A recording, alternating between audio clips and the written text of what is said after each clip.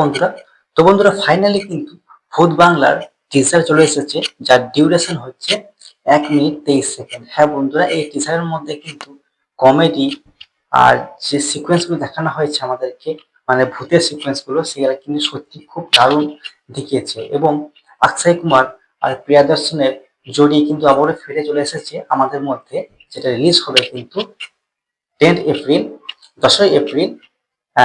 ভূত বাংলা, যে ভূত বাংলা যে টিজারটা রিলিজ হয়েছে আজকে 1 মিনিট 23 সেকেন্ড ডিউরেশন, যার এর মধ্যে কিন্তু অক্ষয় কুমারের জাস্ট অ্যাক্টিংটা আপনারা দেখবেন। আপনারা সবাই জানেন যে তার কমেডি কিং অক্ষয় কুমার, তার যে আসল আবতার, তার যে আসল যে অ্যাক্টিং, যেটাকে করলে তাকে শুট করবে, সেটা কিন্তু ফিরে চলে এসেছে।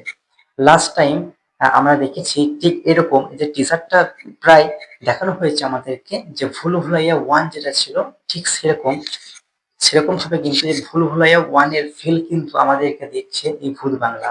এবং সেই একই ডাইরেক্টর প্রিয়দর্শন আর অক্ষয় কুমার, তাদের কিন্তু একটা জোড়ি, যাদের নামটা কাছে, এবং তারা ফিরে চলে এসেছে তাদের নেক্সট ফিল্ম ভূত বাংলা নিয়ে। এবং অক্ষয় কুমারের অ্যাক্টিং, সেখানে কিন্তু আমাদের বাংলার যিশু সেনগুপ্তাও রোল করছে, এবং আরো অন্য একটারা কিন্তু সবাই রোল করছে, এবং সত্যি সবারই পারফরমেন্স খুবই ভালো।